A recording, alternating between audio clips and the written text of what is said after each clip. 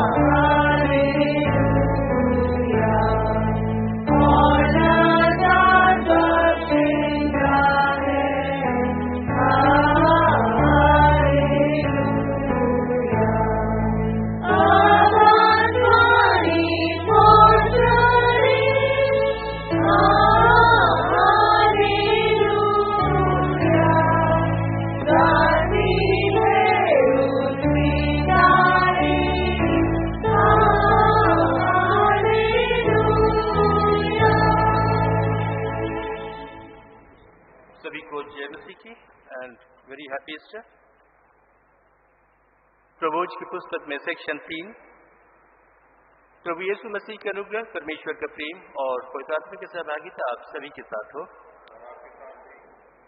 Section 4, 5 हम एक साथ कहेंगे।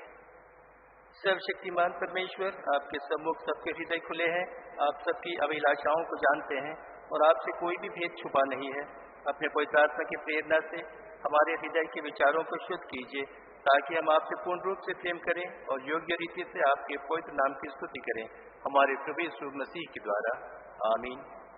स्वर्ग में परमेश्वर की महिमा और पृथ्वी पर उसके लोगों को शांति। हे प्रभु परमेश्वर, स्वर्गीय राजा, सर्वशक्तिमान पिता परमेश्वर, हम आपकी आराधना करते, आपको धन्यवाद देते और आपकी महिमा के कारण आपकी स्तुति करते हैं। हे प्रभु यीशु मसीह, परमेश्वर पिता के इकलौते पुत्र, हे प्रभु परमेश्वर, हे परमेश्वर की मेमने, आप जगत का पाप उठा ले जाते हैं, हम पर दया कीजिए। आप पिता की दाहिनी ओर विराजमान हैं, हम क्योंकि केवल आप ही पवित्र हैं, आप ही परमेश्वर पिता की महिमा में परम उच्च हैं। आमीन। आइए हम प्रार्थना करें। सर्वशक्तिमान पिता परमेश्वर, आपने अपने पुत्र यीशु मसीह के द्वारा मृत्यु पर विजय प्राप्त की और हमारे लिए अनंत जीवन का द्वार खोल दिया।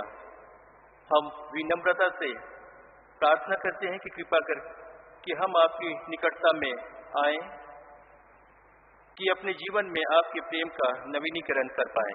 आज की इस आराधना को हम आपके पवित्र हाथों में सौंपते हैं पिता प्रभु।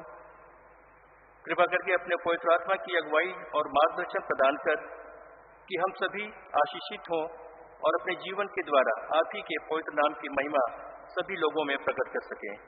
ये दीन प्रार्थना हम आपके प्रिय पुत्र यीशु मसीह के मीठे नाम में मांगते हैं। दया से सुन और ग्रहण कर ले, आमीन। आज की विशेष प्रार्थना।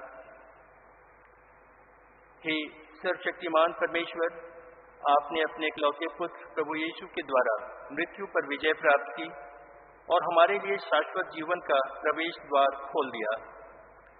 हम बड़ी दीनता से विनती करते हैं कि जैसे आपने अपनी विशेष प्रेरणा से हमारे मन में सद अभिलाषाएं उत्पन्न की हैं, वैसे ही अब हम आपकी निरंतर सहायता से इन अभिलाषाओं को सत्कार्यों में बदल सकें।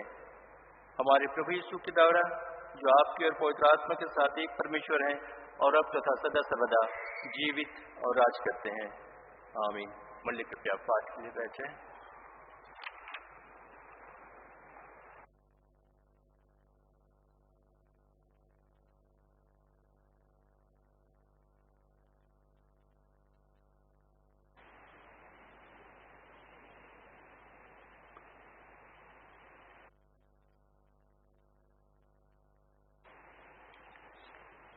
आज का पहला पाठ निर्गमन की पुस्तक, उसका 15वां अध्याय 1 से 2, फिर 19 से 21। निर्गमन 15वां अध्याय 1 से 2, फिर 19 से 21। तब मूसा और इस्राएलियों ने यहोवा के लिए यह गीत गाया। उन्होंने कहा, मैं यहोवा का गीत गाऊंगा, क्योंकि वह महाप्रतापी ठहरा है। घोड़ों समेत सवारों के उसने समुद्र में पटक दिया है। यहोवा मेरा बल और भजन का विषय है, वही मेरा उद्धार भी ठहरा है। मेरा परमेश्वर वही है, मैं उसी की स्तुति करूंगा। मैं उसी के लिए निवास स्थान बनाऊंगा। मेरे पूर्वजों का परमेश्वर वही है, मैं उसको सराहूंगा। यह गीत गाने का कारण यह है कि फिरौन के घोड़े, रथों और सवारों समेत समुद्र के बीच में चले गए और यहोवा उनके ऊपर समुद्र का जल लौटा ले आया, परंतु इजराइली समुद्र के बीच स्थल पर होकर चले गए।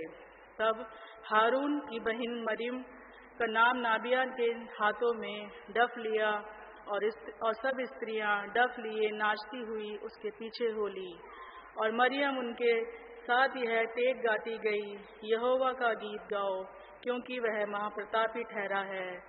घोड़े समेत सवारों को उसने समुद्र में फेंक दिया। ये परमेश्वर का वचन है। इस वचन के द्वारा हम सबको आशीष मिले, आमीन।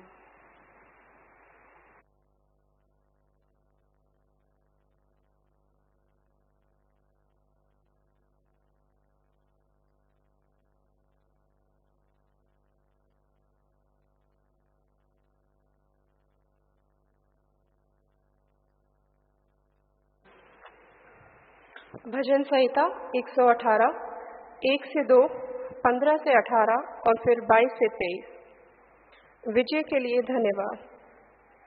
यहोवा का धन्यवाद करो, क्योंकि वह भला है और उसकी करुणा सदा की है। धर्मियों के तंबुओं में जय जयकार और उद्धार की ध्वनि हो रही है। यहोवा के दाहिने हाथ से पराक्रम का काम होता है।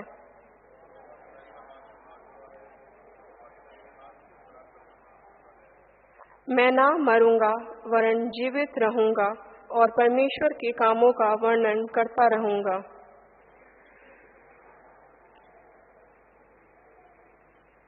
राजमिस्त्रियों ने जिस पत्थर को निकम्मा ठहराया था, वही कोने का सिरा हो गया है।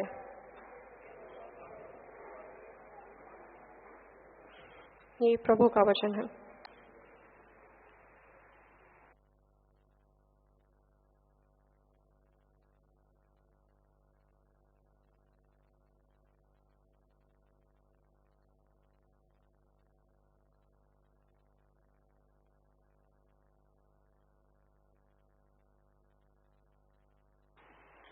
मैं आप लोगों के सामने पढ़ूंगी कुलूसिया 3:1-4 से।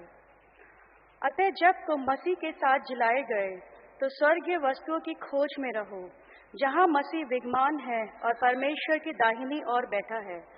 पृथ्वी पर की नहीं परंतु स्वर्गीय वस्तुओं का ध्यान लगाओ, क्योंकि तुम तो मर गए और तुम्हारा जीवन मसीह के साथ परमेश्वर में छिपा हुआ है।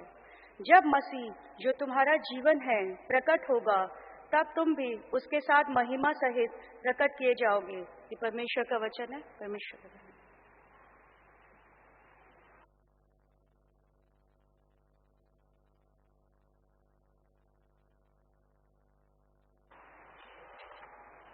पवित्र शुभ संदेश के पढ़े जाने के पूर्व हम गीत गाएंगे।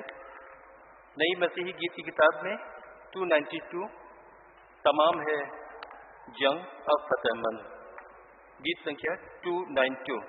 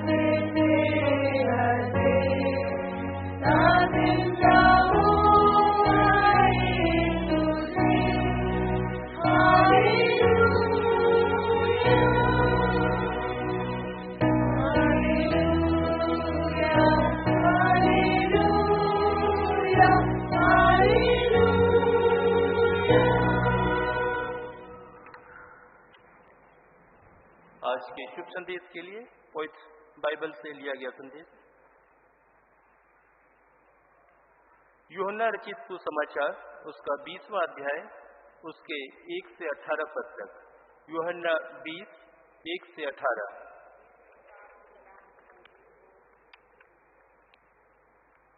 सप्ताह के पहले दिन मरियम मगदलिनी भोर को अंधेरा रहते ही कब्र पर आई और पत्थर को कब्र से हटा हुआ देखा। तब वह दौड़ी और शमौन पतरस और उस दूसरे चेले के पास जिससे यीशु प्रेम रखता था आकर कहा, वे प्रभु को कब्र में से निकाल ले गए हैं और हम नहीं जानती कि उसे कहाँ रख दिया है। तब पतरस और वह दूसरा चेला निकलकर कब्र की ओर चले। वे दोनों साथ साथ दौड़ रहे थे, परंतु दूसरा चेला पतरस से आगे बढ़कर कब्र पर पहले पहुंचा और झुककर कपड़े पड़े देखे तो भी वह भीतर ना गया। तब शमौन पतरस उसके पीछे पीछे पहुंचा और कब्र के भीतर गया और कपड़े पड़े देखे, और वह अंगोछा जो उसके सिर से बंधा हुआ था कपड़ों के साथ पड़ा हुआ नहीं, परंतु अलग एक जगह लपेट कर रखा हुआ देखा। तब दूसरा चेला भी जो कब्र पर पहले पहुंचा था भीतर गया और देखकर विश्वास किया। वे तो अब तक पवित्र शास्त्र की वह बात न समझे थे कि उसे मरे हुओं में से जी उठना होगा। तब ये चेले अपने घर लौट गए, परंतु मरियम रोती हुई कब्र के पास ही बाहर खड़ी रही और रोते रोते कब्र की ओर झुककर 2 स्वर्गदूतों को उज्जवल कपड़े पहने हुए, एक को सिरहाने और दूसरे को पैताने बैठे देखा, जहां यीशु का शव रखा गया था। उन्होंने उससे कहा, हे नारी, तू क्यों रोती है? उसने उनसे कहा, वे मेरे प्रभु को उठा ले गए और मैं नहीं जानती कि उसे कहाँ रखा है। यह कहकर वह पीछे मुड़ी और यीशु को खड़े देखा, पर ना पहचाना कि वह यीशु है। यीशु ने उससे कहा, हे नारी, तू क्यों रोती है? किसको ढूंढती है? उसने माली समझकर उससे कहा, हे महाराज, यदि तूने उसे उठा लिया है तो मुझे बता कि उसे कहाँ रखा है और मैं उसे ले जाऊंगी। यीशु ने उससे कहा, मरियम। उसने पीछे मुड़कर उससे इब्रानी में कहा, रब्बूनी, अर्थात हे गुरु।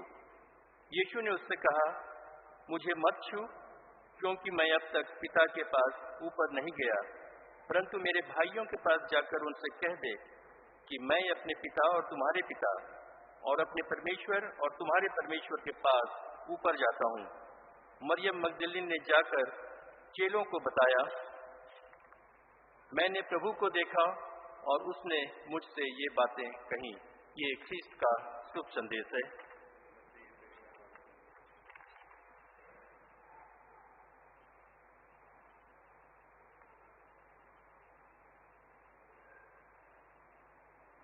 आइए दुआ करें। खुदा बाप, हम आपके निहायत शुक्रगुजार हैं कि आपने ये खूबसूरत लम्हा हमें फिर से दिया कि हम आपके पाक हैकल में आकर आपके सामने फिर से बैठने पाए हैं और आपके नाम की तमजीद करने के लिए तैयार पाए जाते हैं। आपसे दुआ मांगते हैं कि आपका पाक रूह हमारे दरमियान उतर आए और खुदा बाप आपके पाक रूह की मौजूदगी से हमारी ये आज की इबादत खुदा बाप धन्य हो जाए। और खुदा बाप, जब हम आपके कलाम पर ध्यान लगाएं पिता, तो हम चाहेंगे कि आपका रूह मुकद्दस हमारे कानों को खोले और हमारे मनों को तैयारी दे, ताकि जो कुछ आज हम सीखें पिता, वो हमारे लिए एक नई सीख बन जाए और हमारे आत्मिक उन्नति के लिए खुदा बाप उसका लाभ हमें जरूर से मिलने पाए पिता। सुनने वालों पर आपकी बरकत हो, बोलने वाला आपका आत्मा हो, आपका दास केवल एक जरिया बने। आपके धन्य नाम में इस दुआ को मांगते हैं, आमीन। जमात मेहरबानी से बैठ जाए।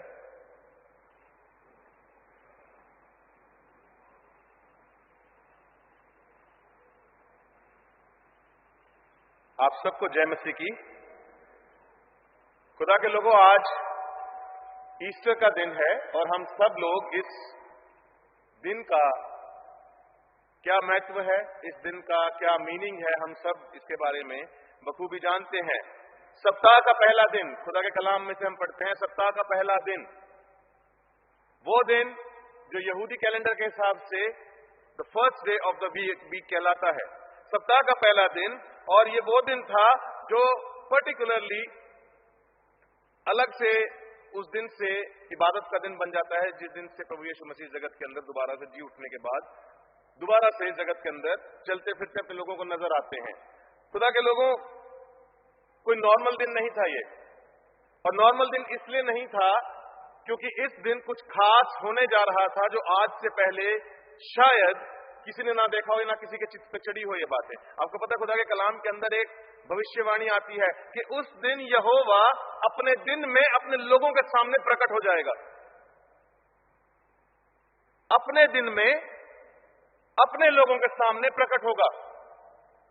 आज वो समय आता है कि प्रभु का वो बेटा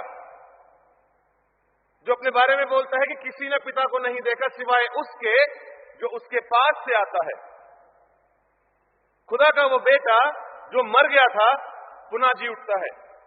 और जब वो जी उठता है खुदा के लोगों, तो ये दिन बन जाता है द डे ऑफ रिजरेक्शन। लेकिन इससे पहले कुछ खास बातें हुई। खास बात ये हुई कि इस पूरे जगत ने प्रभु यीशु मसीह की दर्दनाक मृत्यु को देखा। इस पूरे जगत ने देखा उन चिन्हों को जो प्रभु ने, परमेश्वर पिता ने अपने बेटे की मृत्यु के समय पे पूरे जगत को दिखाया। खुदा का कलाम बताता है कि जगत के ऊपर अंधकार छा गया था, राइट। खुदा का कलाम बताता है कि वो पर्दा ऊपर से नीचे तक फट गया था। खुदा का कलाम एक और चीज बताता है कि बहुत से पवित्र लोग कब्रों में से निकल करके बाहर आ गए थे। वो चिन्ह जो वहां पे रहने वाले लोग थे उन्होंने देखे, और खुदा के लोगों उसके बाद एक ऐसा काम हुआ जो किसी के चित्त पर नहीं चढ़ता था, और काम यह हुआ कि ये लाइफ गिवर मसाया जो दूसरों को जिंदा करने की कुव्वत रखता था, आज मौत की पनाह में सो गया। उसको उसकी लोथ को ले जाया गया, ले जाकर के कब्र में रख दिया गया, और उसके ऊपर पत्थर लगा दिया गया, पत्थर लुढ़का दिया गया, और उसके ऊपर सरकारी सील लगा दी गई, और गार्ड्स बिठा दिए गए, चौकीदार बिठा दिए गए पहरा देने के लिए।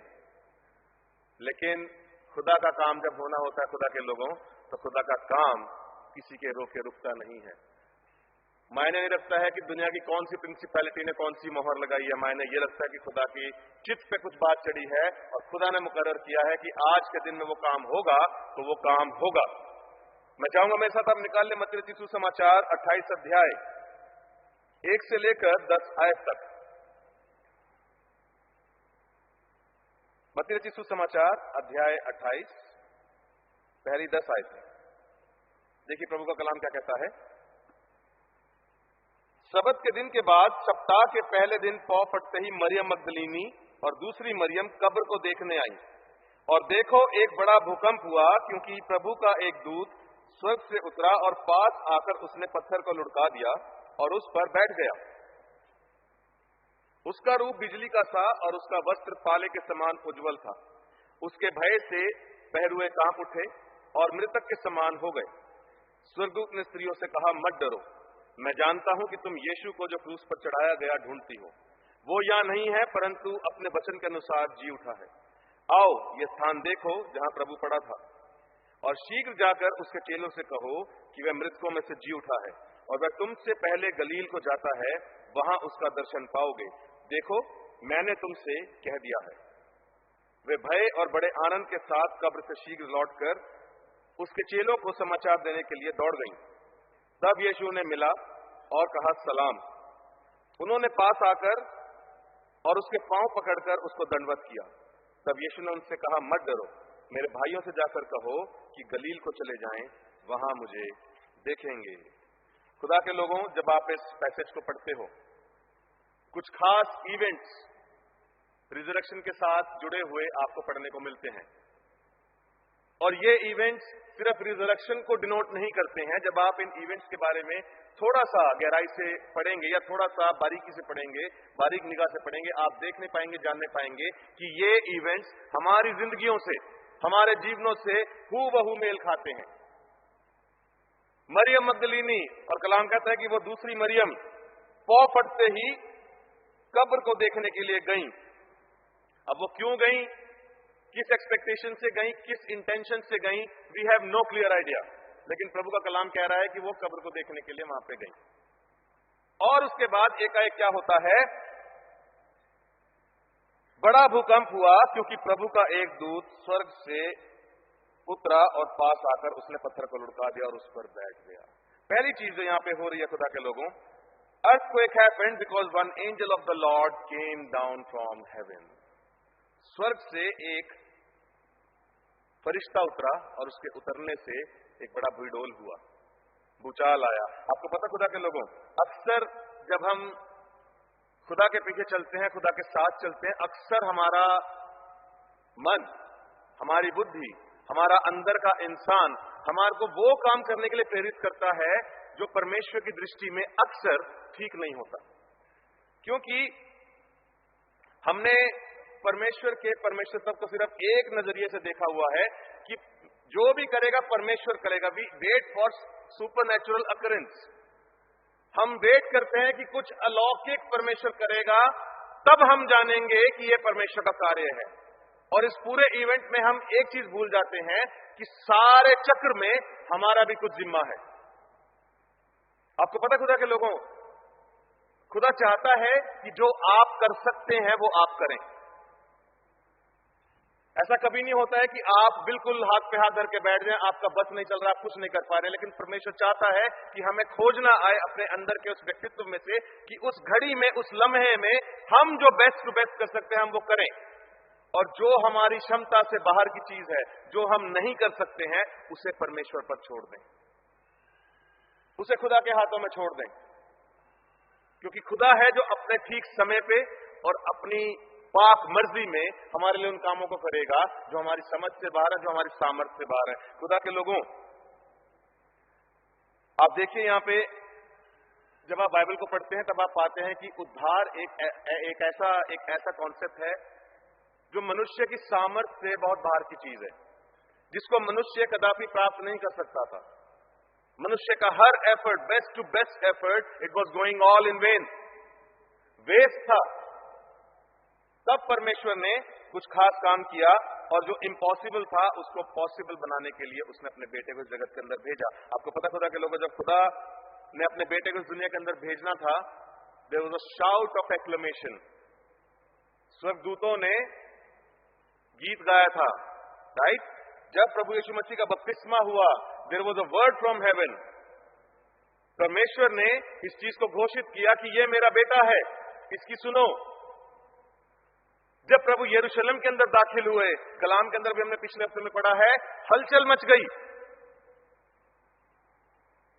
और आज जब प्रभु के जी उठने का टाइम है, तब एक और चिन्ह प्रभु दिखाते हैं, और वो दिखाते ये हैं कि एक फरिश्ता स्वर्ग से उतरता है, और जब वो उतरता है तो हड़कंप मच जाता है, भूचाल आ जाता है। आपको पता है अजीजों, जब प्रभु के, जीवित प्रभु के प्रकट होने का दिन आपके जीवन में आएगा, आप उस लम्हे को, आप उस एक्सपीरियंस को कभी भी भूल नहीं पाओगे। इट विल नेवर हैपन कि आप उस लम्हे को, उस एक्सपीरियंस को भूल जाओ। आज बहुत से मसीह हैं जो इस चीज का दावा करते हैं कि मेरा मसीह मेरे अंदर है, लेकिन हम अपने कामों से सिद्ध करते हैं कि हमारा जीवन कैसा है। जैसा मसीह 23 अध्याय में पढ़ते हैं कि तुम चूना पुती हुई क्या हो। बोलिए, डर क्यों रहे हो? चूना पुती हुई कब्रें हो, जो कैसी है, बाहर से खूबसूरत दिखती है परंतु अंदर से सब प्रकार की सड़ाहट से भरी हुई है। हम कहते हैं कि जी हमारा मसीह हमारे अंदर है। गौर से पहले अपने आप को देख लें हम, कहीं मेरा हाल उस कब्र के मानिंद तो नहीं है जिसके अंदर मसीह तो है लेकिन वो मृत है। बहुत सारे मसीह आज इस पहेली को समझ नहीं पाते हैं। द रीजन, क्योंकि हमने ये समझ लिया है कि जी मैं तो मसीह परिवार में पैदा हुआ हूं तो बाय डिफॉल्ट मेरा रिलेशन परमेश्वर के साथ जुड़ चुका है। ऐसा नहीं है, ऐसा नहीं है। हमें परमेश्वर के साथ, जीवित मसीह के साथ रिश्ता कायम करने की जरूरत है, और वो तब मुनासिब है जब अपना पार्ट आप करें और जो बाकी का पार्ट है, जो परमेश्वर का पार्ट है, वो आप परमेश्वर को करने दें। वो समय था जब खुदा के खुद के चेले छुपे हुए थे डर के मारे। इन अ वे उनसे एक्सपेक्टेड था कि वो जाते खोजने के लिए, लेकिन गई कौन? मरियम मगदलीनी और दूसरी मरियम। और परमेश्वर ने एक चिन्ह दिखाया।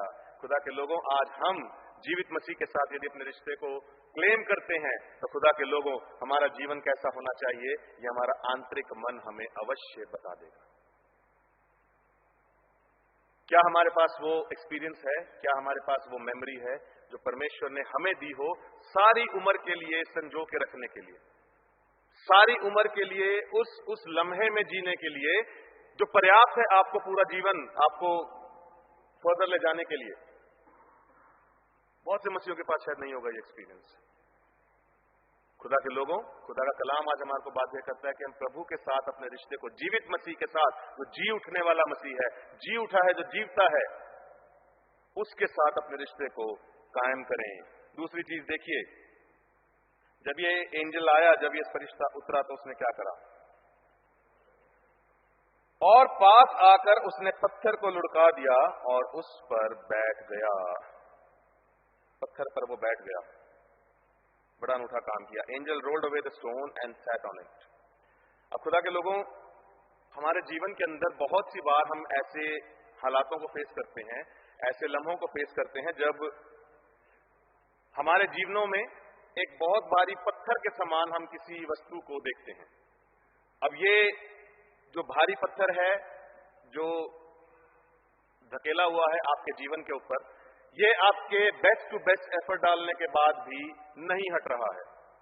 आपने हर मुनासिब कोशिश कर ली है, लेकिन ये पत्थर नहीं हट रहा है। आपको पता है अजीजों, ये पत्थर जरूरी नहीं है कि वही पत्थर हो जैसा कब्र के ऊपर रखा होता। इस पत्थर की बड़ी सारी परिभाषाएं हो सकती हैं। ये शायद हो सकता है फाइनेंशियल ब्रोकेज के रूप में, शायद हो सकता है स्पिरिचुअल ब्रोकननेस के रूप में, शायद हो सकता है अनसुनी प्रार्थनाओं के रूप में, शायद ये पत्थर हो सकता है अकेलेपन के रूप में, शायद ये पत्थर हो सकता है गुजरे समय की उन कड़वी यादों से जुड़ा हुआ, जो आपको बार बार तन्हा करती हैं, जो आपको बार बार परेशान करती हैं।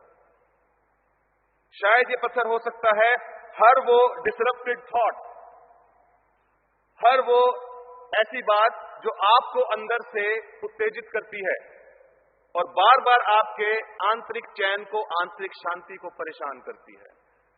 खुदा के लोग, हम अपने जीवन के ऊपर पड़े हुए इस पत्थर को पहचान लें। आज जरूरी है। जरूरी ये बात भी नहीं है कि जो किसी और के जीवन की हालत है वैसी वही पत्थर मेरे जीवन के अंदर भी हो। नहीं, पहचानना आना चाहिए हमें कि मेरे जीवन के अंदर जो मेरे हालातों के ऊपर जो पत्थर पड़ा हुआ है वो कैसा है, कितना भारी है। और मैं आपको बताना चाहूंगा एक और चीज, कि आपने शायद बहुत कोशिश भी कर ली हो, आपने शायद अथक प्रयास करा हो कि ये पत्थर किसी भी प्रकार से हट जाए, ये सूखापन किसी भी तरह से चला जाए, लेकिन ये नहीं जा रहा। खुदा के लोगों, आपको पता है खुदा का कार्य करने का एक समय है। क्यों प्रभु यीशु मसीह उसी घड़ी जीवित नहीं हो गए जिस घड़ी वो मृत हुए थे? सोचा कभी? भाई वो तो परमेश्वर का बेटा था, इतनी दुनिया के बीच में, सारे फक्के फरीसियों के बीच में प्रभु जब चाहता उसको 2 सेकंड में जीवित कर देता। When he was right there on the cross, प्रभु ने नहीं करा।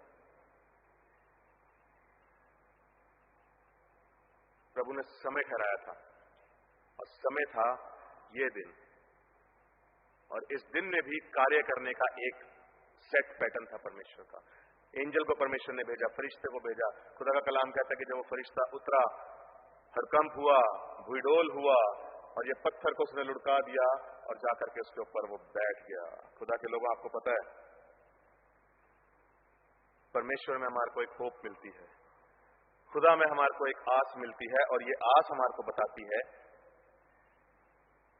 कि आप परमेश्वर में सदा काल से ठहराए हुए हैं।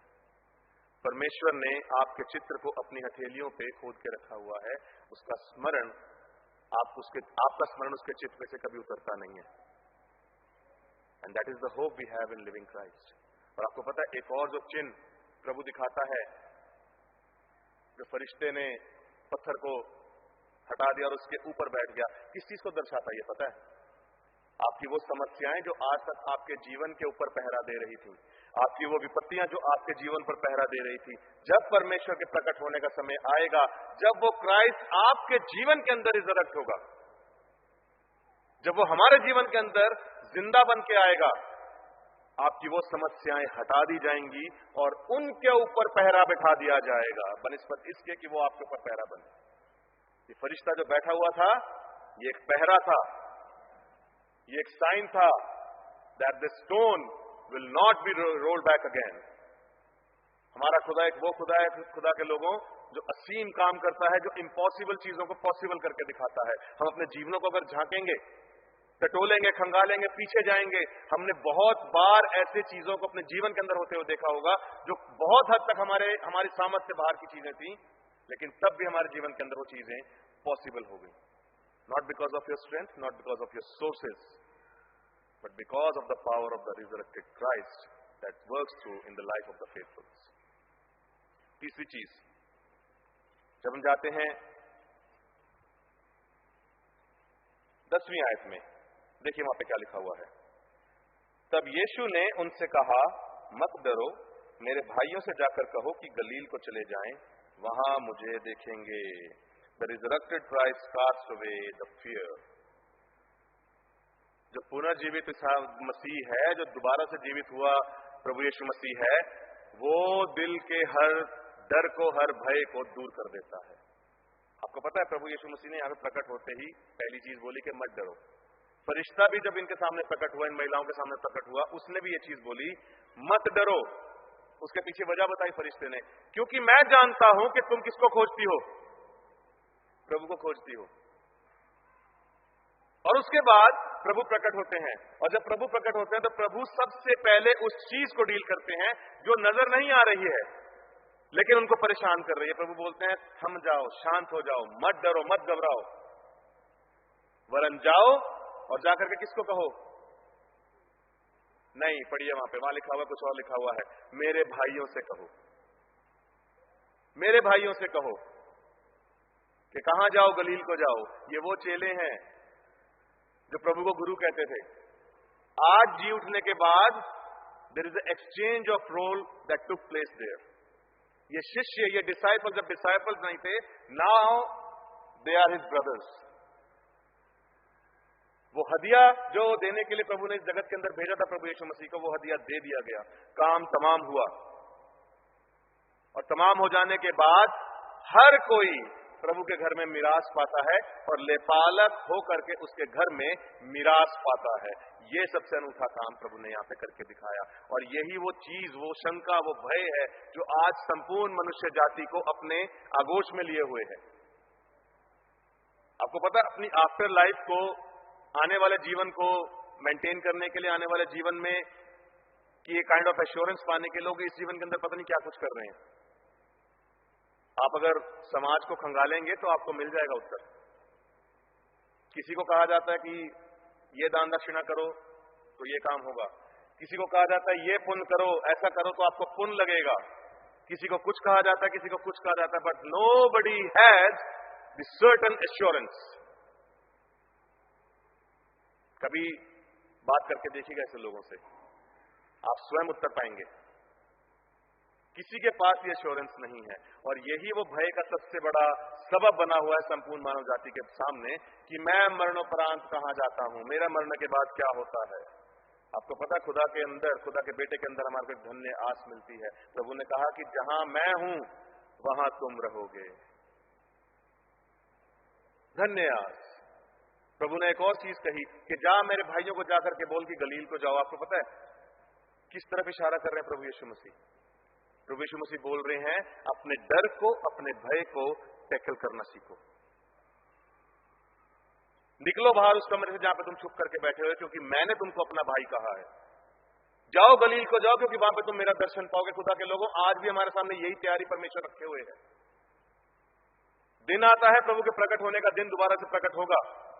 खुदा का कलाम बयान करता है कि उसका प्रकट होना भोर का सा निश्चित है। हम प्रति रात सोते हैं ना, विद एन एश्योरेंस के नहीं कि कल तो सुबह होगी होगी। कैसा होगा? हम सवेरे आंख खोले रात ही हुई हो, अंधकार ही छाया हुआ हो, पूरा चक्र उलट जाएगा कुदरत का।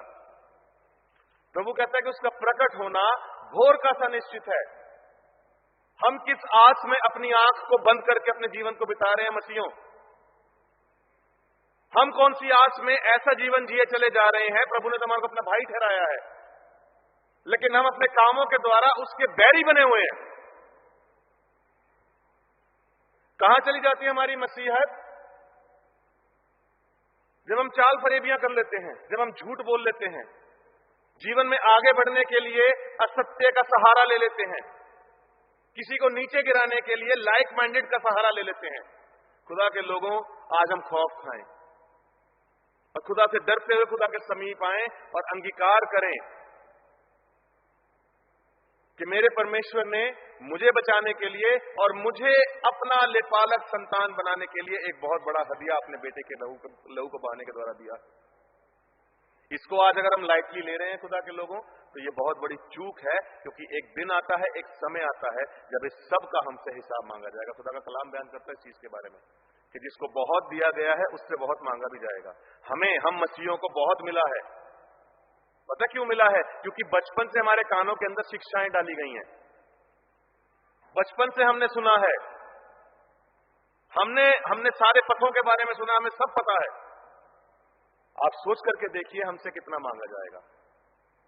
मैंने एक दिन आपको एक्सपीरियंस बताया था, मैं पेवा जहां से मैंने सेवकाई शुरू करी थी, वहां पे एक भाई थे जो पुलिस में काम करते थे। तो पेवा इज अ प्लेस जहां पे क्रिश्चियंस की बहुत अच्छी तादाद है, और वहां पे जो मसीह थे वो थोड़े खड़के दड़के वाले थे, लड़ाई झगड़ों में खूब उनका नाम रहता था। तो वहां का जो थाना था उसमें इंचार्ज एक गुज्जर कम्युनिटी से एक व्यक्ति थे, वो SHO बना करके उस थाने में भेजे गए। तो ये भाई जो मेरे चर्च के मेंबर थे वो उसी थाने के अंदर एज कांस्टेबल काम करते थे। तो जब उनको पता लगा, SHO साहब को पता लगा कि जी यहाँ पे एक क्रिश्चियन आदमी काम करता है, मेरे अंडर ही स्टाफ है, तो उन्होंने उस भाई को बुलाया। उन भाई का नाम है जॉनी मसीह गिल। बोले कि जी आप क्रिश्चियन हो? बोले हाँ जी क्रिश्चियन हूं। बोले कब से क्रिश्चियन हो? बोले मैं बचपन से क्रिश्चियन हूं, बाय बर्थ क्रिश्चियन हूं। बोले जाके अपने समाज को कह दो, अगर मेरे थाने में कोई भी ईसाई आया, कह रहा ऐसी कलम चलाऊंगा सारी उम्र जेल में कटेगी। वो बड़ा हैरान हुआ। उसने पूछा सर ऐसा क्यों, कोई खास आपका बैर है? बोला बैर नहीं है, कह रहा मैं विश्वासी हूं और मैंने शायद 45-50 साल की उम्र में प्रभु को जाना है। तुम लोगों ने बचपन से जाना है, शिक्षाएं प्राप्त करी हैं, खबरदार अगर उल्टा काम किया मेरे रहते यहां पे तो। खुदा के लोगों, खुदा का कलाम पता क्या बोलता है? खुदा का कलाम बोलता है कि मैं यहोवा परमेश्वर हूं, मेरा नाम उद्याचल से अस्ताचल तक अन्य जातियों में अति महान है। अगर वो कहीं पे ठट्ठा पा रहा है तो वो खुद की कम्युनिटी में, खुद के लोगों में। और याद रखें हम इस चीज को खुदा के लोगों कि हम उसके न्याय के सिंहासन के सामने खड़े होने के योग्य नहीं है, क्योंकि हमें बहुत मिला है, हमसे बहुत लिया भी जाएगा। डरने वाली बात है, डर लगता है सुन के, और डर लगना भी चाहिए, लेकिन इस भय से आगे बढ़ के, इस भय से ऊपर उठ के हमारे सामने एक धन्य आस भी है, और वो धन्य आस ये है कि हम खुदा के उस जी उठे बेटे के अंदर अपने ईमान को कायम करें, और जैसा उसका हमसे एक्सपेक्टेशन है, जैसी वो हमसे चाहत रखता है। खुदा का कलाम बयान करता है, प्रभु यीशु मसीह बोलते हैं कि यदि तुम मेरी आज्ञाओं को मानोगे तो ही मेरे चेले ठहराओगे, तो ही मेरे चेले ठहरते हो, यदि तुम मेरी आज्ञाओं को मानोगे। मुंह से हम कुछ भी कन्फेस करें, लेकिन अगर हमारे जीवन के अंदर, हमारे कामों के अंदर जीवित मसीह नहीं नजर आता है, तो हमारा हाल उसी कब्र के समान है जिसको लेकर के प्रभु यीशु मसीह ने पक्के फरीसियों को लताड़ लगाई थी। याद रखें हम इस बात को। आज जब हम ईस्टर को सेलिब्रेट करते हैं, let's invite God in our heart, let's invite Jesus in our hearts, कि हे प्रभु यीशु मसीह मेरे दिल के अंदर तू जीवित हो। हे प्रभु यीशु मसीह मेरे दिल को दोबारा से ताजा कर, दोबारा से नया कर, ताकि मेरे जीवन से तेरे नाम की महक आए। तो हम सबको आशीष दे।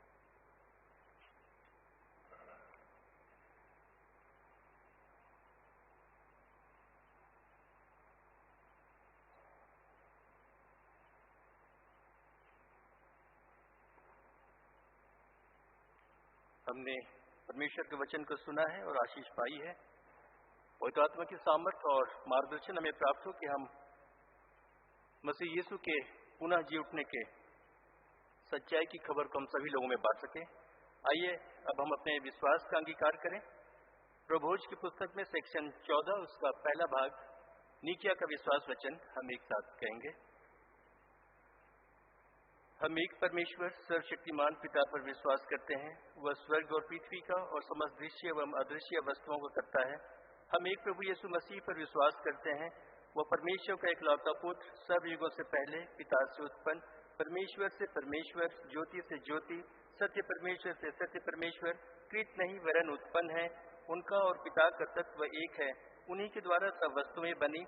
हम मनुष्यों के लिए और हमारे उद्धार के निमित्त वह स्वर्ग से उतर आए। पवित्र आत्मा की सामर्थ्य से वह कुमारी मरियम से जन्मे और मनुष्य बने। पोंतियुस पिलातुस के शासन में वह हमारे लिए क्रूस पर चढ़ाए गए। उन्होंने दुख भोगा, वह मरे और गाड़े गए। पवित्र शास्त्र कथन के अनुसार वह तीसरे दिन जी उठे। वह स्वर्ग पर चढ़ गए और पिता की दाहिनी ओर विराजमान हुए। वह जीवितों और मृतकों का न्याय करने के लिए महिमा के साथ फिर आएंगे और उनके राज का कभी अंत न होगा। हम पवित्र आत्मा पर विश्वास करते हैं। वह प्रभु और जीवन दाता है। वह पिता और पुत्र से निकलता है। पिता और पुत्र के साथ उसकी आराधना और स्तुति की जाती है। वह नबियों के द्वारा बोला। हम एक पवित्र सार्वलौकिक और प्रेरित कलीसिया पर विश्वास करते हैं। हम पापों की क्षमा के लिए एक बपतिस्मे को मानते हैं। हम मृतकों के पुनरुत्थान की और आने वाले युग के जीवन की प्रतीक्षा करते हैं। आमीन। मंडली कृपया सूचनाओं के लिए बैठ जाए।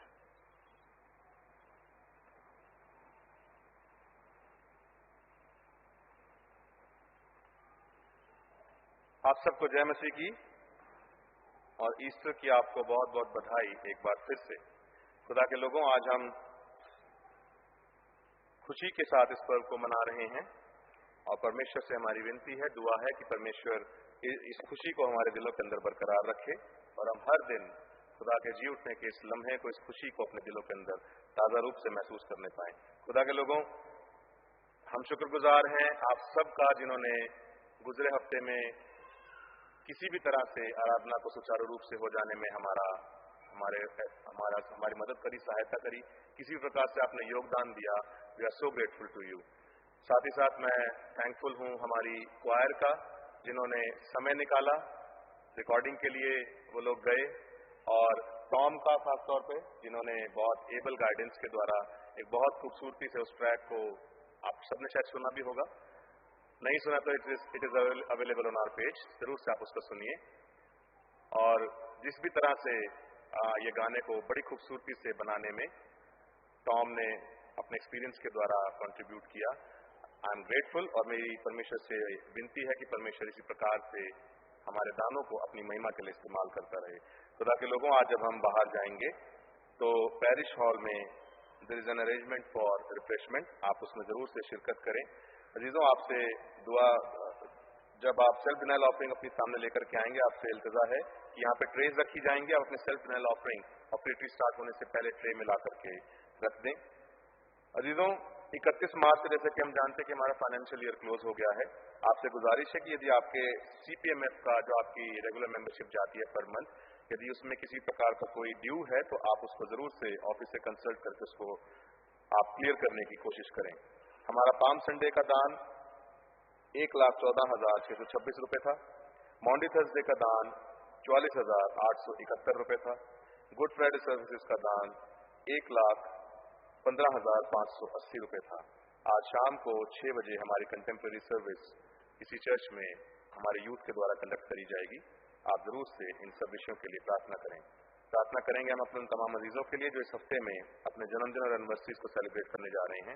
हम दुआ करेंगे Harvina Purushottam, Augustine Samson Raj, Mrs and Mr Ashish Malik, Shubhuna Batsarjan, KG Matthew, Babita Massey, Colin Angel Massey, Shobha George, Mrs and Mr Vishal Subba, Mrs and Mr Raja Singh, Mrs and Mr Kalvi Karasan, David Chandrapaul, Alvin Durai Singh, Roger Binny, Joan Lazar, BK Prasad, Mrs and Mr Rajan Richards, Rinu Massey, Tarun Toppo, Shikha William, Jegannathan, Sulochana Ekka, Samayan Joel Ekka, Mrs and mister Ekka, Govind Raj Michael, Sara Scott, Donald Victor Hembrom, Mrs and Mr AK Chandran.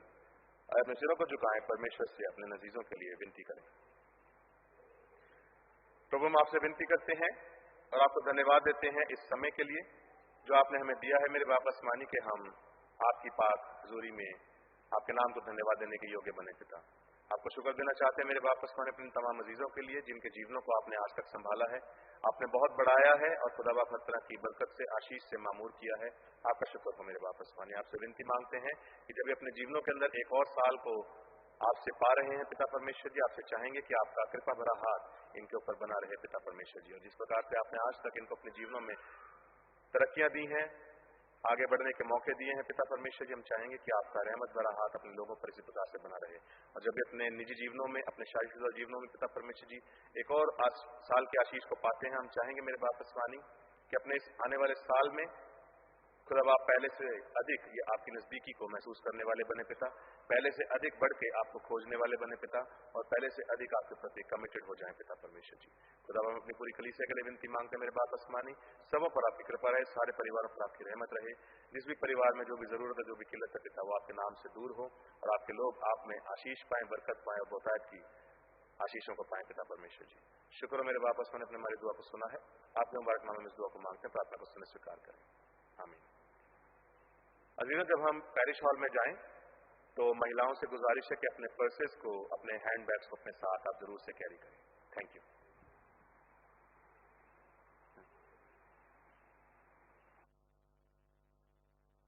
जी, पाकशाला के time पे आपसे गुजारिश है, जब आप पाकशाला लेने के लिए आते हैं तो अपने हैंड बैग अपने साथ आप जरूर से कैरी करें. Don't leave it on the प्यूज. Thank you.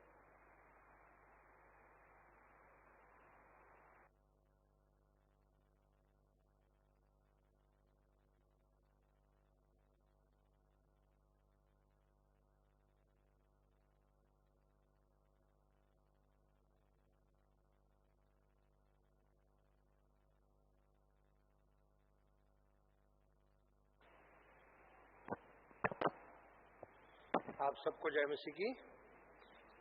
Easter की बहुत बहुत मुबारक है और ढेर सारी शुभकामनाएं.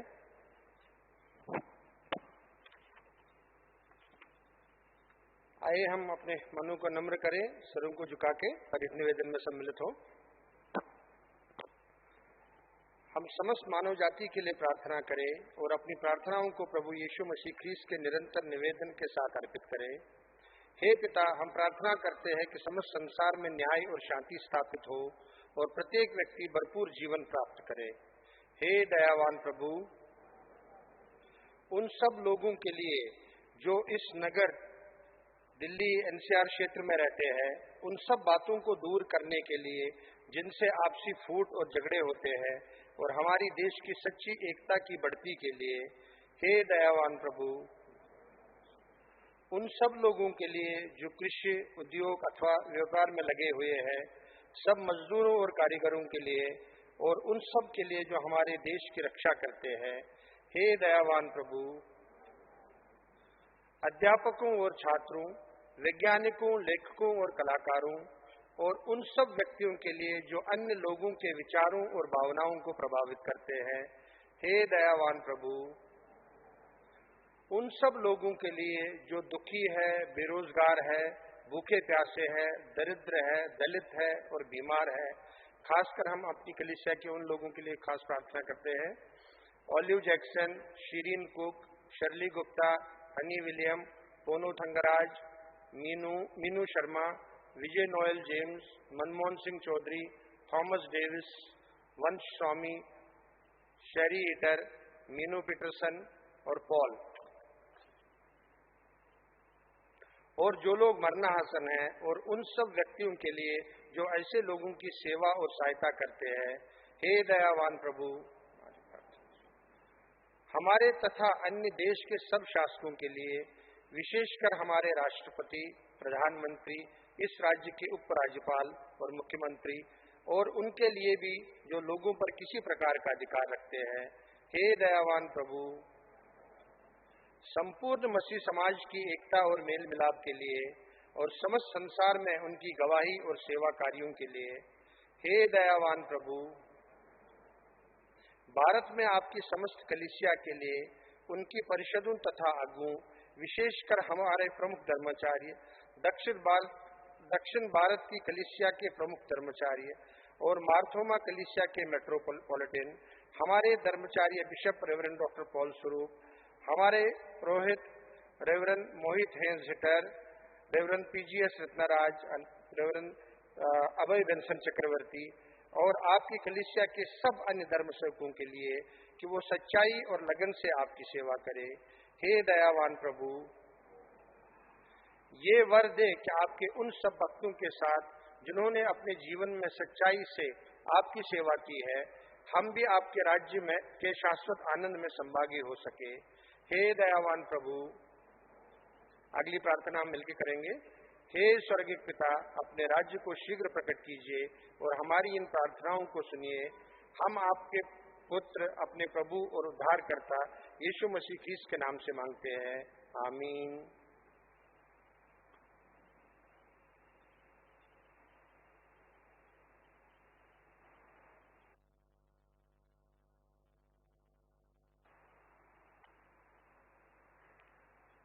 सेक्शन 17 पाप अंगीकार। प्रिय भाइयों और बहनों, हमारे प्रभु यीशु मसीह ये कहते हैं, हमारा प्रभु परमेश्वर ही एकमात्र प्रभु है। तू प्रभु अपने परमेश्वर को अपने संपूर्ण हृदय, संपूर्ण प्राण, संपूर्ण बुद्धि और संपूर्ण शक्ति से प्रेम कर। यह पहली आज्ञा है। दूसरी यह है, अपने पड़ोसी को अपने समान प्रेम कर। इनसे बड़ी और कोई आज्ञा नहीं है। परमेश्वर ने संसार से ऐसा प्रेम किया कि उसने अपना इकलौता पुत्र यीशु मसीह दे दिया कि वह हमें पापों से बचाए, स्वर्ग में हमारे लिए निवेदन करे और हमें शाश्वत जीवन में पहुंचाए। इसलिए हम पश्चाताप और विश्वास के साथ अपने पापों को स्वीकार करें।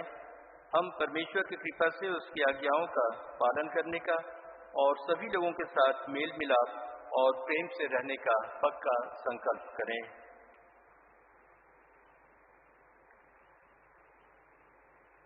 सेक्शन 19 हम एक साथ कहेंगे कि सर्वशक्तिमान परमेश्वर हमारे स्वर्गीय पिता, हमने मन, वचन और कर्म से आपके विरुद्ध और एक दूसरे के विरुद्ध पाप किया है। हमने अपनी अज्ञानता और दुर्बलता के कारण और जानबूझकर भी बुराई की है और भलाई करने में असफल रहे हैं। इन सब पापों के लिए हम सचमुच दुखी हैं और अंतःकरण से पश्चाताप करते हैं। आपके पुत्र यीशु मसीह ने हमारे लिए अपने प्राण दिए, उन्हीं के कारण हमने जो पाप किए हैं उनको क्षमा कीजिए और यह वर दीजिए कि भविष्य में हम नया जीवन पाकर सदा आपकी सेवा करें, ताकि आपके पवित्र नाम की महिमा हो। आमीन।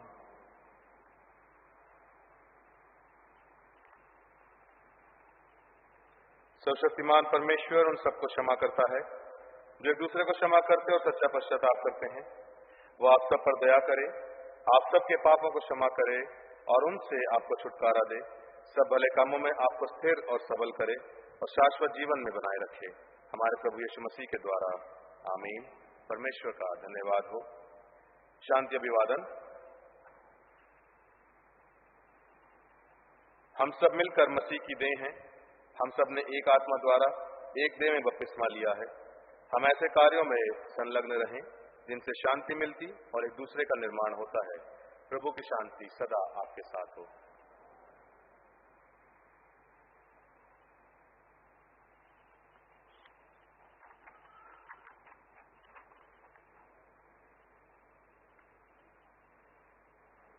प्रभु की मेज की तैयारी में हम गीत गाएंगे जो हमें मिलता है सॉन्ग एंड प्रेजेस किताब में से, गीत क्रमांक 1014, गाओ गाओ जय के गीत गाओ। आज का हदिया इसी गीत के दौरान लिया जाएगा, लेकिन उससे पहले आपसे गुजारिश है कि आपके पास सेल्फ डिनाइल ऑफरिंग है तो यहाँ पे ट्रेज रखी जाएंगी, आप उसमें ला करके अपनी सेल्फ डिनाइल ऑफरिंग का जो एनवेलप है उसको रख सकते हैं।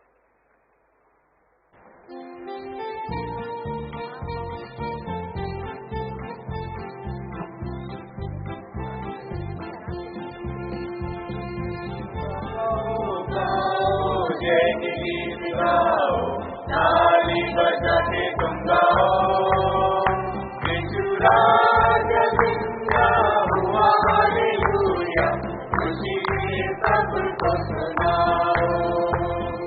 गाओ गाओ जय के गीत गाओ, ताली बजा के तुम गाओ, यीशु राजा जिंदा हुआ, हालेलुया, सबको सुनाओ। बड़ा पत्थर देखो कैसे हट गया वो, तो विराशी वो हर बंधन रखती सभी ईश्वर के पुत्र को। गाओ गाओ जय के गीत गाओ, ताली बजा के तुम गाओ, राजा जिंदा हुआ, हालेलुया, खुशी से सबको सुनाओ। रो मत विलाप करो मत, गरीब में जग जाऊंगा,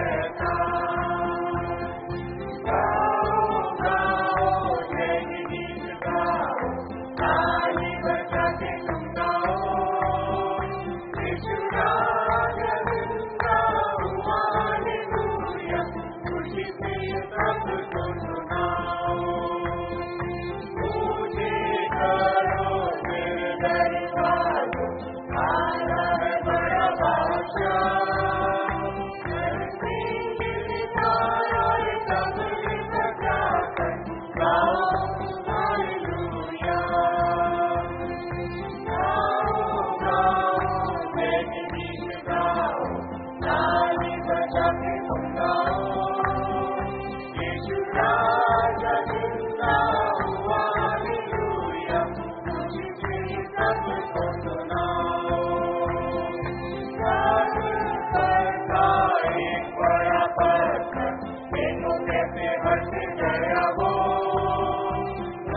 राजी हो हर बदनार सभी ईश्वर के पुत्र को गाओ गाओ जय गीत गाओ ताली बजा के तुम गाओ यीशु राजा जिंदा हुआ हालेलुया खुशी से ये सबको सुनाओ रोमन बिना करो मत शरीर जग लगा जीवो वचन अनुसार जग से निकला गावन सुनाओ सुनाना गाओ गाओ जय गीत गाओ ताली बजा के तुम गाओ यीशु राजा जिंदा हुआ हालेलुया खुशी से ये सबको सुनाओ अन्ना देवा उन्हों की सभा बदलते हुए परेशान अंधकार की सामर्थ खत्म होने पर बहुत घबराया शैतान गाओ गाओ जय गीत गाओ ताली बजा के तुम गाओ यीशु राजा जिंदा हुआ हालेलुया खुशी से ये सबको सुनाओ दरबार आया है बड़ा बादशाह धरती गिरधार और तबले बजाकर गाओ तुम हालेलुया गाओ गाओ जय गीत गाओ ताली बजा के तुम गाओ यीशु राजा जिंदा हुआ हालेलुया खुशी से ये सबको सुनाओ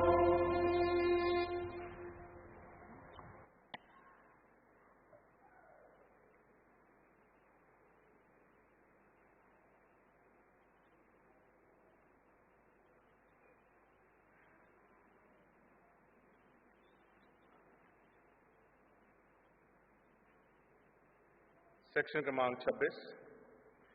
आइए हम इस भेंट को और इसके साथ अपने आप को परमेश्वर की महिमा और उसकी सेवा के लिए अर्पित करें।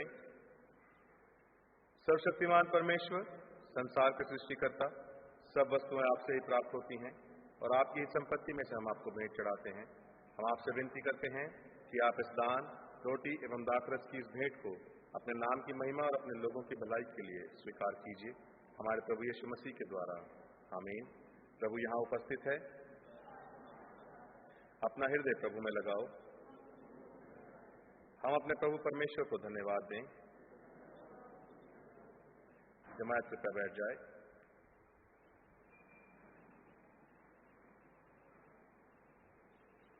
हे पवित्र पिता, स्वर्ग के राजा, सर्वशक्तिमान और शाश्वत परमेश्वर, यह उचित ही नहीं वरन हमारा कर्तव्य और आनंद भी है कि हम हर समय और हर जगह आपके इकलौते पुत्र हमारे प्रभु यीशु मसीह के द्वारा आपको धन्यवाद दें और आपकी स्तुति करें। वही आपका सत्य और जीवित वचन है। उसी के द्वारा आपने आदि से सब वस्तुओं की सृष्टि की और हमें अपने स्वरूप में बनाया। उसी के द्वारा आप इस संसार में आने वाले प्रत्येक व्यक्ति को ज्ञान से प्रकाशित करते हैं। आपने युग युग में नबियों और विद्वानों को नियुक्त किया कि वे हमें आपका मार्ग दिखाएं। उसी के द्वारा आपने हमें पाप के बंधन से मुक्त किया है। आपने उसे दे दिया कि वो हमारे लिए मनुष्य बने, क्रूस पर अपने प्राण दे और मृतकों में से फिर जी उठे। उसी के द्वारा आप अपना पवित्र एवं जीवनदायक आत्मा हमें प्रदान करते हैं, जिससे हम आपकी संतान बने और आपकी नई सृष्टि में प्रथम फल हों। इसलिए संतों और स्वर्गदूतों के साथ जो आपके सिंहासन के सामने निरंतर आपकी स्तुति करते, हम भी आपके नाम की महिमा का गान करते और यह कहकर आपकी सराहना करते हैं, पवित्र पवित्र पवित्र प्रभु, प्रतापी और सब समर्थी परमेश्वर, स्वर्ग और पृथ्वी आपके ऐश्वर्य से परिपूर्ण है, परम धाम में होशन्ना। हे स्वर्गीय पिता, अपने पुत्र हमारे उद्धारकर्ता प्रभु यीशु मसीह के द्वारा हमारे स्तुति गान को स्वीकार कीजिए, और जब हम उनके नमूने पर चलते और उनकी आज्ञा का पालन करते हैं, ये वर दीजिए कि आपकी आत्मा की शक्ति से रोटी और दाखरस की भेंट हमारे लिए उनकी देह और रक्त हो जो हमारे लिए मरे और जी उठे। जिस रात प्रभु यीशु पकड़वाए गए, उन्होंने रोटी ली, आपको धन्यवाद देकर तोड़ी, अपने शिष्यों को दी और कहा, लो खाओ, ये मेरी देह है जो तुम्हारे लिए दी जा रही है, मेरी स्मृति में ऐसा ही किया करो।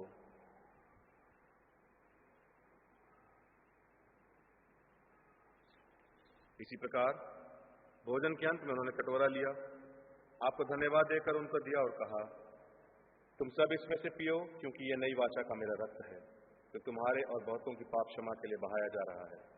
तुम जब कभी इसे पियो तो मेरी स्मृति में ऐसा ही किया करो।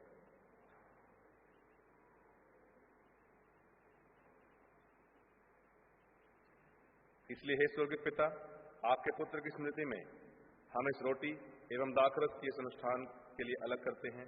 हम उसके क्रूस पर एक ही बार अर्पित बलिदान को, उसके मृतकों में से पुनरुत्थान को और स्वर्ग में उसके आरोहण को आनंद से मनाते और घोषित करते हैं, और हम उसके महिमा सहित आने की प्रतीक्षा करते हैं। क्रिस्त हमारे लिए मरे, क्रिस्त जी उठे हैं, क्रिस्त फिर आएंगे। इसलिए हे दयालु पिता, उसी हमारे महापुरोहित के द्वारा धन्यवाद एवं स्तुति की हमारी इस बलि को स्वीकार कीजिए, और जब आपकी ईश्वरीय महिमा की उपस्थिति में हम इन पवित्र उपहारों को खाते और पीते हैं, तब आप हमें अपने आत्मा के द्वारा नवजीवन दीजिए, अपने प्रेम से प्रोत्साहित कीजिए और अपने पुत्र हमारे प्रभु यीशु मसीह की देह से हमें संयुक्त कीजिए। उसी के साथ और उसी में और उसी के द्वारा पवित्र आत्मा की सामर्थ्य से हे सर्वशक्तिमान पिता, उन सबके साथ जो पृथ्वी पर और स्वर्ग में आपके सम्मुख उपस्थित रहते हैं, हम आपकी आराधना करते और अनंत स्तुति का ये गीत गाते हैं। धन्यवाद, आदर, महिमा और पराक्रम युगान युग आपके ही हैं। आमीन। हम मसीह की देह में से भागी होने के लिए इस रोटी को तोड़ते हैं।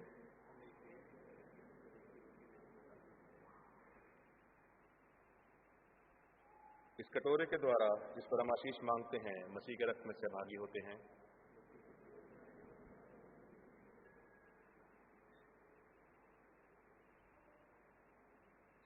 जिस प्रकार हमारे मसीह ने हमें सिखाया, हम यूं प्रार्थना करते हैं कि हमारे स्वर्गीय पिता, आपका नाम पवित्र माना जाए, आपका राज्य आए, आपकी इच्छा जैसे स्वर्ग में पूरी होती है वैसे पृथ्वी पर भी पूरी हो। आप हमारे दिन भर की रोटी आज हमें दीजिए। आप हमारे अपराधों को क्षमा कीजिए जैसे हमने अपने अपराधियों को क्षमा किया है। आप हमें परीक्षा में मत डालिए, परंतु बुराई से बचा लीजिए, क्योंकि राज्य, पराक्रम और महिमा अब और सदा सर्वदा आपके ही हैं। आमीन।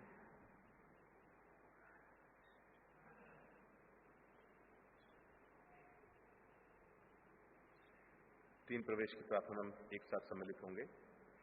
हे दयामय प्रभु, हम अपनी धार्मिकता पर नहीं परंतु आपकी बड़ी और बहुविध दया पर भरोसा करके आपकी इस मेज के पास आने का साहस करते हैं। हम तो इस योग्य भी नहीं कि जो चूर चार आपकी मेज पर से गिरते हैं उन्हें चुनें, पर आप वही प्रभु हैं जिनका स्वभाव सदा दया करना है।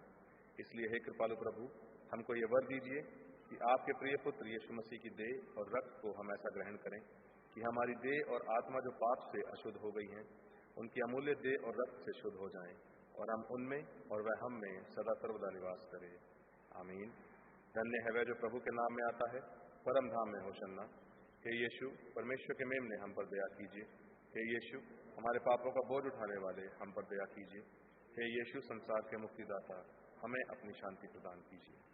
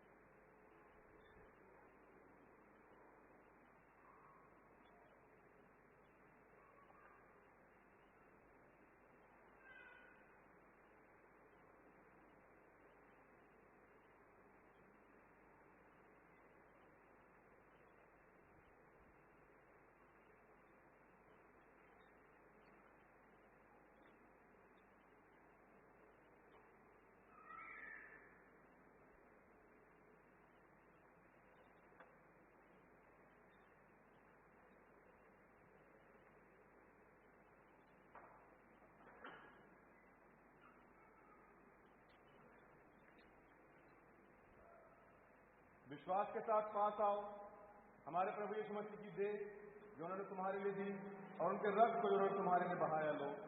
स्मरण करो कि यीशु तुम्हारे लिए मरे और धन्यवाद करते हो अपने जिंदगी में मसीह को विश्वास से खाओ।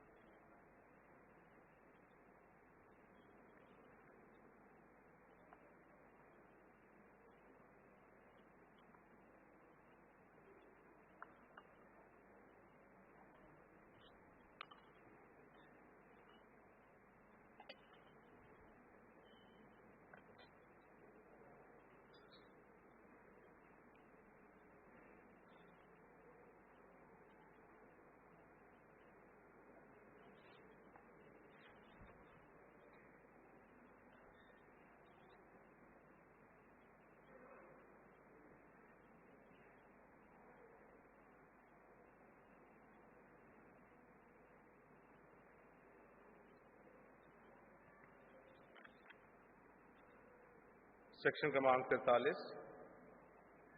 हमने इस पवित्र सैक्रमेंट को विश्वास से ग्रहण किया है, इसलिए हम परमेश्वर को धन्यवाद दें। हे सर्वशक्तिमान परमेश्वर, हम आपको धन्यवाद देते हैं कि आपने अपने पुत्र यीशु मसीह की देह और रक्त के आत्मिक भोजन से हमें तृप्त किया है। अब हम उन्हीं के द्वारा अपने आप को जीवित बलिदान होने के लिए आपके सम्मुख अर्पित करते हैं। ये वर दीजिए कि हम आपके पवित्र आत्मा की सामर्थ से परिपूर्ण होकर यहाँ से विदा हों और अपने जीवन तथा सेवा के द्वारा हर समय आपकी महिमा प्रकट करें। आमीन।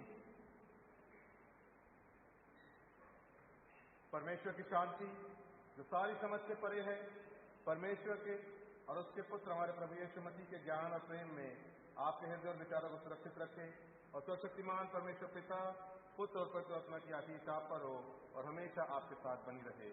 आमीन। शांति से पूर्ण होकर जाओ, प्रभु से प्रेम करो और उसकी सेवा में लगे रहो। मसीह के नाम में आमीन।